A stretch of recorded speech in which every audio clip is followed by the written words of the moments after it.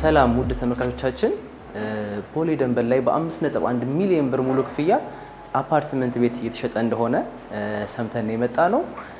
ይሄ ማለት ያው እንደምታውቁት ቦሌ ደንበል ፕራይም ሎኬሽን ነው አዲስ አበባ ላይ። በ5.1 ሚሊዮን ብር ሙሉ ክፍያ አፓርትመንት መኖሪያ ቤት እየተሸጠ ስላለ እሱን ያው አብረን የምናየው ይሆናል ማለት ነው። ተከተሉኝ።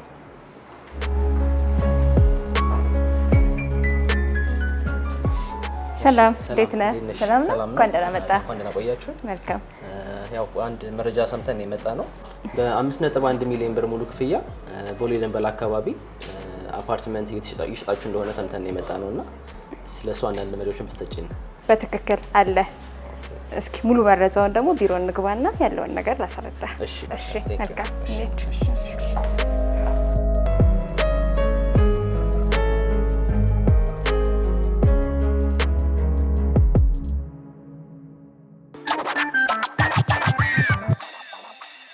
እሺ ኤደን እባላለሁ። የቪስኮ ሪል ስቴት የሽያጭ አማካሪ ነኝ። ቪስኮ ሪል ስቴት ማለት የኤንኬ ቢዝነስ ግሩፕ ሲስተር ካምፓኒው ነው። ያው ከዚህ ቀደም በዋናነት ኢምፖርት ኤክስፖርት ላይ፣ ማኑፋክቸር ላይ፣ ኮንስትራክሽን ላይ እንዲሁም አግሪካልቸር ላይ በስራ ላይ የቆየ ድርጅት ነው። አሁን ላይ ደግሞ በዋናነት ፎከስ አድርጎ እየሰራ የሚገኘው ሪል ስቴት ሴክተሩ ላይ ነው። በዚህ በሪል ስቴት ሴክተሩ ላይ በመጀመሪያ ደረጃ ይሄ አሁን ያለንበት ህንፃ ማለትም ለቢሮ አገልግሎት የሚውል አንድ ህንፃ ሰርቶ አጠናቋል። ከዚያ በመቀጠል ደግሞ መስቀል ፍላወር ጋር አፓርትመንቶችን እሱንም እንደዛው ግንባታውን አጠናቋል።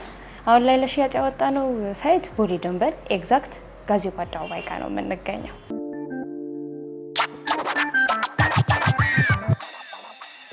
መልካም። ያው ሎኬሽኑ ጋዜቦ አደባባይ ጋር ነው። ይህ አፓርትመንት 3 ቤዝመንቶች አሉት። ግራውንድ ፍሎር አለ።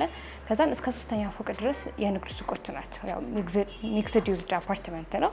እስከ 3ኛ ድረስ የንግድ ሱቆች ይሆናሉ። ከ4 ጀምሮ መኖሪያ አፓርትመንት ይሆናል። ቴራስ ያለው 2 የሰዎች መንቀሳቀሻ ሊፍት ያለው እንዲሁም ሰፊ የሆነ የእቃ መንቀሳቀሻ ሊፍት ያለው ከርሰ ምድር ውሃ ያለው ሲሲቲቪ ካሜራን ያማከለ እንዲሁም በየፍሎር የራሱ የሆነ ጋርቤጅ ሹተር ያለው እንዲሁም ደግሞ ፓርኪንጋችን ከበቂ በላይ ነው። በጣም ጥሩ። የሚገርም ይሄንን የካሬ አማራጮች ከማዘጋጀታችን በፊት ሪሰርች አድርገን ነበረ። እንዴት ነው ያልኩክ? ያው ሎኬሽኑን መሰረት አድርገን እዚህ አካባቢ ያለው ሰው ምን አይነት ነው የሚፈልገው የሚለውን ታሳቢ አድርገን እንዳልኩት መገኛችን ቦሌ አካባቢ እንደመሆኑ መጠን በብዛት እዚህ አካባቢ የሚጠቀሙት አስ ኢንቨስትመንት ነው። ኢንቨስትመንትን ታሳቢ ነው የሚያደርጉት። የውጭ ዲያስፖራዎችም ሊሆኑ ይችላሉ፣ እንዲሁም የውጭ ዜጋ ነዋሪዎችም ዲያስፖራዎችም ሊሆኑ ይችላሉ። በሚመጡበት ጊዜ በዋናነት ለማረፊያ የሚጠቀሙት ይሄንን ነው። ከዚህ ቦሌ ኤርፖርት የ5 ደቂቃ መንገድ ነው። ይህንን ተጠቃሚ ያደርጋሉና ይህንን ታሳቢ አድርገን አስ ኢንቨስትመንት አነስ ያሉ ካሬዎችን ይዘን የመጣ ነው። ባለ 1 እና ባለ 2 መኝታ። አነስ ያለ ባለ 1 መኝታ ለሚፈልግ 55 ካሬ እንዲሁም ተለቅ ያለ ለሚፈልግ 70 ካሬ ይዘን መተናል። እንዲሁም ባለ 2 መኝታውንም ደግሞ ካየን አነስ ያለ በ77 ካሬ ከዛ ሰፋ የሚል ደግሞ በ84 ካሬ ይዘን ቀርበናል።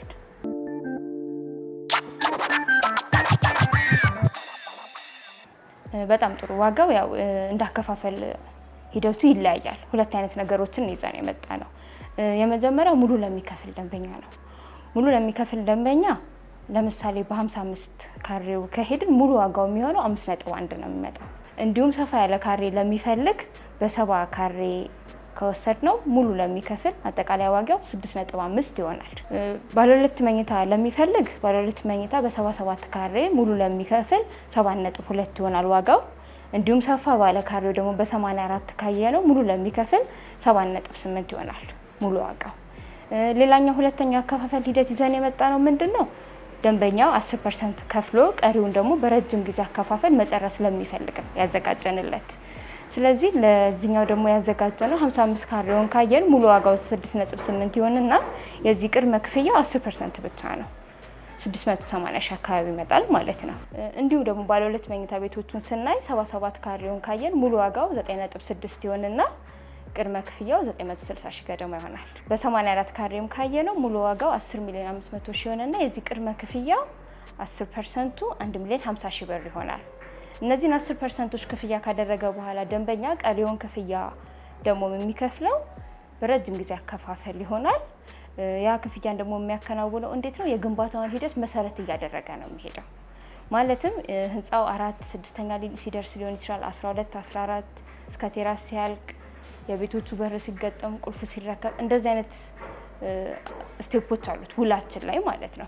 ስለዚህ እነዚህን መሰረት አድርጎ እነዚህን ስቴፖች ተከትሎ የግንባታውን ሂደት እያየ ነው የሚከፍለው።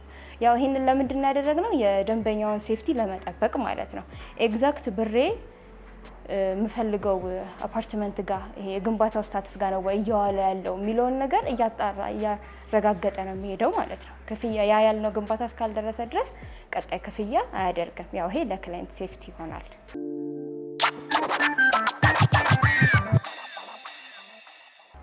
በጣም አሪፍ ትክክል ነህ። እንዴት መሰለ በዋናነት ተመራጭ የሚያደርገን ይሄ ነው። ምንም አይነት ነዳጅ፣ ሲሚንቶ፣ ብረት ቢጨምር የሰው ኃይል ሊሆን ይችላል። እነዚህ አይነት ነገሮች ቢመጡ ሁሉ ደንበኛን አይመለከቱም። ይህንን ሁላ ኃላፊነት የሚወስደው እራሱ ድርጅቱ ነው የሚሆነው ማለት ነው። ስለዚህ ዛሬ በተዋዋለበት ዛሬ አንዱ ደንበኛችን በ5.1 ክፍያ ከጨረሰ በዛው ነው የሚያልቅለት። በረጅም ጊዜ አከፋፈል ለሚከፍሉ ነው በእርግጥ ይሄኛው የሚሆናቸው። ስለዚህ የእነሱን ካየን በ6.81 የተዋዋለን ደንበኛችን እስክናስረክበው ድረስ ይህንኑ 6 አማውንቱን ነው ኤግዛክት እየከፈለ የሚሄደው። ምንም አይነት ጭማሪ እሱን አይነካውም ማለት ነው። ዴሊቨሪውንም ድርጅቱ እንዲያፋጥነው በፍጥነት እንዲሰራ ያደርገዋል። ምክንያቱም ነዳጅ፣ ሲሚንቶ እየጨመረ በሄደ ቁጥር ይሄ ጉዳቱ የሚሆነው ኪሳራው የሚሆነው ለራሳችን ለድርጅቱ ስለሆነ ይህንንም ያለው ፕራይስ ጭማሪ አለመኖሩን ታሳቢ አድርገን በፍጥነትና በጊዜው ገንብተን እንድናስረክብ ያደርጋል። ይሄ አንደኛው ነው፣ ለደንበኞቹ መተማመኛ የሚሰጥ ነገር ነው ማለት ነው።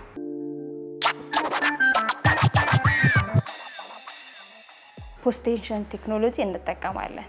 ይህ ቴክኖሎጂ ምንድነው የሚጠቅመን? አንደኛ ያው ግንባታውን ያፋጥንልናል። ሌላው አንዳንድ ቤቶች ላይ ምናልባት ካያችሁ መሀል ላይ የሚረብሹ ኮለኖች ሊኖሩ ይችላሉ።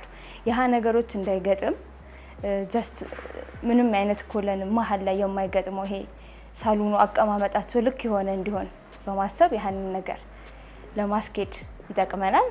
ከነዚህ ከሁለቱ በተጨማሪ ደግሞ ጥራቱም አሪፍ እንዲሆን ያደርግልናል። ይህን ቴክኖሎጂ ተጠቅመን ነው የምንሰራው።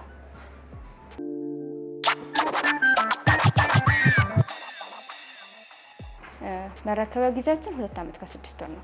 አክቹአሊ ሳይታችን አሁን 45% የግንባታ ሂደት ላይ ደርሷል። እኛ 45% ግንባታውን በራሳችን አድርሰን ነው ደንበኛውን 10% ብቻ እየጠየቅን ያለ ነው። አክቹአሊ ሌላ ቦታ ላይ ምናልባት ማርኬቱ ላይም ካየህ ገና ቁፋሮ ላይ ሆኖ ፕራይስም ይጠየቅበታል። እኛ ግን ካምፓኒው በራሱ አቅም ስላለው 45% ግንባታውን ካደረሰ በኋላ ነው ወደ ሽያጭም ላውንች ያደረግነው። እንዲሁም ደግሞ ደንበኛውን 10% ብቻ ነው እየጠየቅን ያለ ነው ማለት ነው።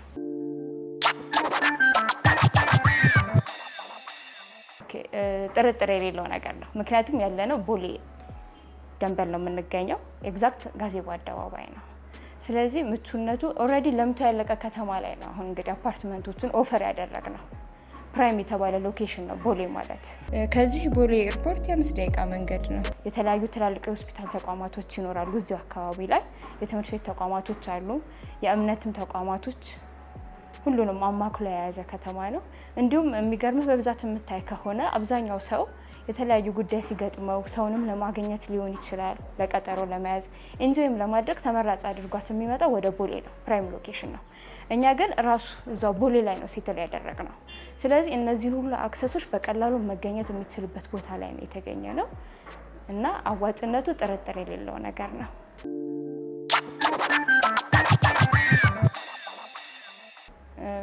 የንግድ ሱቆቻችን እንግዲህ ይዘን የመጣን ያው ከግራውንድ ጀምሮ 1ኛ 2 እስከ 3 ድረስ ነው ያለው።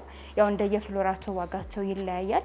እነዚህ የንግድ ሱቆቻችን ጥራታቸውን የጠበቁ ኳሊቲያቸውን፣ ስታንዳርዳቸውን የጠበቁ ናቸው። እነዚህ ሱቆች ይዘን የመጣ ነው።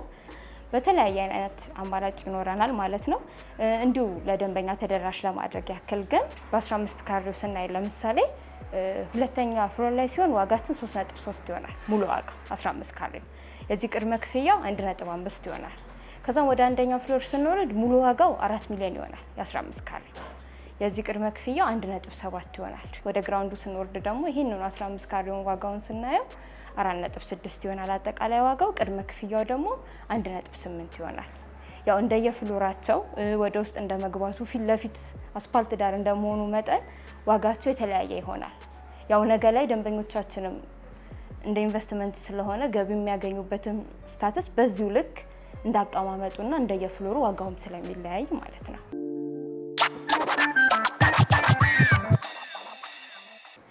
የንግድ ሱቆቻችን አክቹአሊ አሁን ላይ ስትራክቸሩን ጨርሰናል። ንግድ ሱቆቻችን ስትራክቸራቸው አልቋል። ኤግዛክት አንድ ደንበኛ መጥቶ ሲያይ ሱቄ የት ጋ ነው ሊያርፍ የሚችለው አሁን ያለበትን አቀማመጡ ዲቴል አይቶት ተገንዝቦት የሚሄደው ነገር ነው ስትራክቸሩን ስለጨረሰ። እነዚህን ንግድ ሱቆች ፉል ፊኒሽድ አድርገን ለማስረከብ ሙሉ ለሙሉ ጨርሰን አጠናቀን እስክናስረክብ ድረስ ማክሲመም ጊዜያችን 1 ዓመት ከ3 ወር ነው። በዚህን ውስጥ ሱቁን ተረክበው ወዲያውኑ ወደ ማርኬቱ የሚገቡበት ጊዜ ይሆናል ማለት ነው።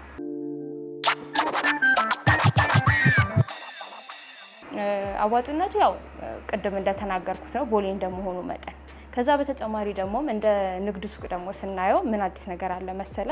ኤግዛክት የኛ ሳይት ፊት ለፊት ላይ መንግስት የያዘው አንድ ፕሮጀክት አለ። ይሄ ፕሮጀክት ምንድነው? ፓርኪንግ ኤሪያ ነው። ትልቅ የሆነ ፓርኪንግ ኤሪያ ነው። እዚህ አካባቢ ኦፊሶች፣ እዚህ አካባቢ ሴትል ላደረጉ ሰዎች እንዲሁም መሀል ከተማ እንደመሆኑ መጠን እዚሁ አካባቢ አገልግሎትን ለመጠቀም የሚመጡ ደንበኞች በሙላ ፓርክ የሚያደርጉበት ኤሪያ ነው። ስለዚህ እዚሁ እኛው ሳይት ፊት ለፊታችን ላይ ትልቅ የሆነ የሰው ፍሎ ይኖረናል ማለት በደንብ እንቅስቃሴ ይኖራል። ስለዚህ የኛ ሳይት ፊት ለፊት እንደመሆኑ መጠን የመታየት ወዲያው የመገኘት ኦፖርቹኒቲያችን የሰፋ ነው የሚሆነው ማለት ነው። ስለዚህ በቀላሉ ትርፋማ የሚሆኑበት ውጤታማ የሚሆኑበት ነው ማለት ነው ይሄንን የንግድ ሱቅ።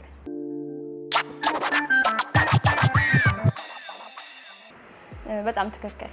አብዛኛው ጊዜ ደንበኞቻችን በብዛት እየተቸገሩበት ያለው ነገር ይሄ ነው፣ በጊዜ አለመረከብ ነው። ቪስኮን ስናየው በራሱ አቅም ያለው ድርጅት ነው። ይህ እንዴት ነው? ለምሳሌ ያክል መስቀል ፍላወር ያለውን ሳይታችንን ካየን ሙሉ ለሙሉ ገንብተን ጨርሰን ኢካርታ ወጥቶለት ከዛ በኋላ ለሽያጭ ላውንች ያደረግነው ማለት ነው።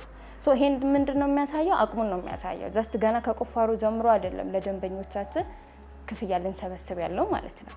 ግንባታውን ከጨረስን በኋላ ነው። ከዚህ በተጨማሪ ደግሞ አሁን ወዳለንበት ላውንች ወዳደረግነው ሳይት ስንመጣ ኦልሬዲ 45% ከደረስን በኋላ ነው ለሽያጭ ላውንች ያደረግነው ማለት ነው። ስለዚህ አቅሙ የማያጠራጥር ስለሆነ ዴሊቨሪ ታይሙም ይቀርባል።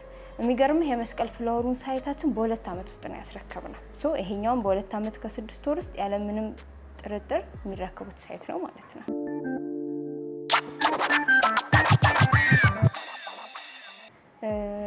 አለን ግን ውስን ነው። ያው ደንበኞቹ ቶሎ ከደረሱበት ነው። ኤግዛክት ወደ 5 የሚሆኑ ስቶኮች ነው የቀሩን። ይሄ ያለው ምንድነው መስቀል ፍላወር ያልኩ ሳይት ጋር ነው። ኦልሬዲ ያለቀለት ነው። ኢካርታ የወጣለት ሳይታችን ነው። ጥቂት ቤቶች ቀርተዋል። ሜቢ ያለቀ ብሎ ገፍቶ ለሚመጣ ደንበኞቻችን ይሄንን ኦፈር እናቀርባለን። እነዚህ 5 ስቶኮች ስላሉ ማለት ነው። አከፋፈሉስ እንዴት ነው? የባንክ አማራጭ ይኖረዋል? በጣም አሪፍ። ይሄኛው ሳይታችን ላይ ያሉን የካሬ አማራጮች 153 እና 167 ናቸው። ሁለቱም ባለ 3 መኝታ ናቸው። እነዚህን ደግሞ ስናቀርብ በሁለት አይነት መንገድ ነው ለደንበኛ ያቀረብ ነው።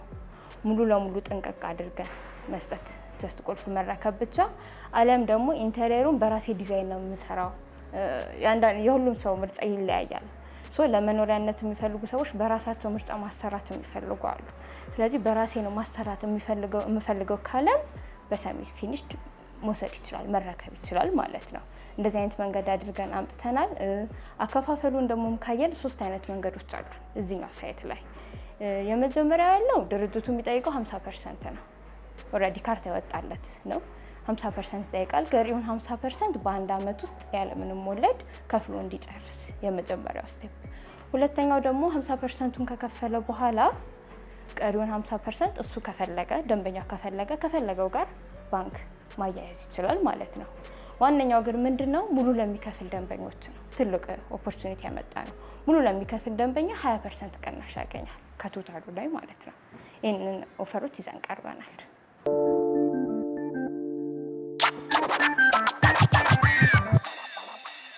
መልካም እሺ። እዚሁ ሀገር ውስጥ ያሉት ደንበኞቻችን ከስር ቁጥር እናስቀምጣለን። በዛ ቁጥር ኮንታክት በማድረግ ሳይቱንም መተው ይጎበኛሉ። ኦፊሱን መተው በመጎብኘት ያለውን ነገር ዲል አድርገው መጨረስ ይችላሉ። በውጭ የሚገኙ ደንበኞቻችን ደግሞ ተወካይ ካላቸው በተወካያቸው በኩል እንደሆኑ እኛን ኮንታክት አድርገው ሳይትም ኦፊስም ያለውን ነገር ኤግዛክት ሌጋል ዶክመንቶቹን ሁሉንም ነገር አጣርተው ይጨርሱላቸዋል። ግን ተወካይ ሳይኖራቸው ጀስት ራሳቸው እዛ ሆኖ መጨረስ ለሚፈልጉ ደንበኞች ግን ዲኤችኤል ሲስተም እናመቻቻለን። በዚህ በዲኤችኤል ሲስተም አድርገን ደንበኛው እዛው ባለበት ሆኖ ከዚሁ ከቪስኮ ሪል ስቴት ጋር ዲል ያደርጋል። በዲኤችኤል ያለው ፋይል ይላክለታል፣ ደረሰኝ ይላክለታል። ኮንትራቱ በዚህ ወይ መጨረስ ይቻላል።